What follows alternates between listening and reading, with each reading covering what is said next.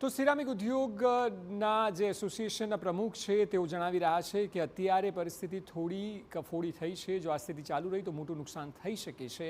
હાલમાં gas supply ખોરવાતા મોરબીની ceramic ઉદ્યોગ સૌથી વધુ પ્રભાવિત થઈ છે. જે ડે 1થી પહેલાં જ પ્રભાવિત થવાની શરૂઆત થઈ હતી તે સિરામિક ઉદ્યોગ હતી, કારણ કે પ્રોપેન ગેસનો જથ્થો એટલો ઉપલબ્ધ નથી પર્યાપ્ત માત્રામાં કે ધંધો વેપાર ફેક્ટરીઓ જે રીતે ચાલતા હતા તે રીતે ચાલી શકે, અને એટલે સૌથી વધુ પ્રભાવિત થઈ છે. અને છેલ્લા 6 દિવસથી પ્રોપેન ગેસની નિયમિત સપ્લાય જે છે તે ખોરવાઈ છે, અને એને કારણે 200 જેટલી ફેક્ટરીઓ બંધ થઈ છે.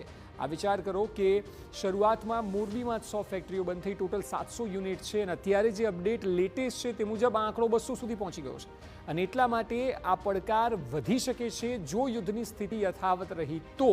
એટલે સિરામિક ઉદ્યોગ સૌથી પહેલો ઉદ્યોગ છે જેને અસર થઈ છે. જો કે ટ્રાન્સપોર્ટેશનથી લઈને ક્રૂડને કારણે પેટ્રોલ ડીઝલ પર પણ અસર થઈ છે, પરંતુ સિરામિક ઉદ્યોગમાં જ્યારે 200 જેટલી ફેક્ટરીઓ બંધ થઈ, આ વિચાર કરો તેના કામદારો, તેમના ઘર પરિવારો જ્યારે રોજી વગરના થઈ ગયા હોય, એટલે સ્થિતિ હજી પણ કફોડી થઈ શકે છે જો યુદ્ધની સ્થિતિમાં કંઈક હકારાત્મકતા ન આવી તો.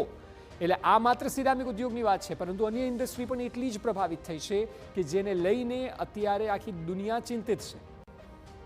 અત્યાર સુધીમાં મોરબીમાં 200 ફેક્ટરીઓ, જેમ મેં અગાઉ કહ્યું તે મુજબ, બંધ થઈ ગઈ છે, અને પ્રોપેન ગેસ વિનાની ભઠ્ઠીઓ ચલાવવી અશક્ય બની ગઈ છે. હવે એસોસિએશન દ્વારા પણ એ કહેવામાં આવ્યું છે કે સરકાર યોગ્ય કરે, પરંતુ આ સ્થિતિ એવી છે કે યુદ્ધના કારણે આખી દુનિયામાં પરિસ્થિતિ કફોડી સર્જાય છે. એટલે પ્રોપેન ગેસથી લઈને એલપીજી સુધીનું પણ આગળ અમે આપણે બતાવીશું. જે અસર દેશ અને દુનિયામાં પડી રહી છે તેમાં ધંધા રોજગાર, સિરામિક ઉદ્યોગથી લઈને અલગ અલગ વેપાર તમામને અસર થઈ છે. મોરબીની ફેક્ટરીઓના કરોડો રૂપિયાના ઓર્ડર જે છે તે પેન્ડિંગ છે, કારણ કે હાલ વેપાર એ અનિશ્ચિતતાઓથી ભરેલો છે.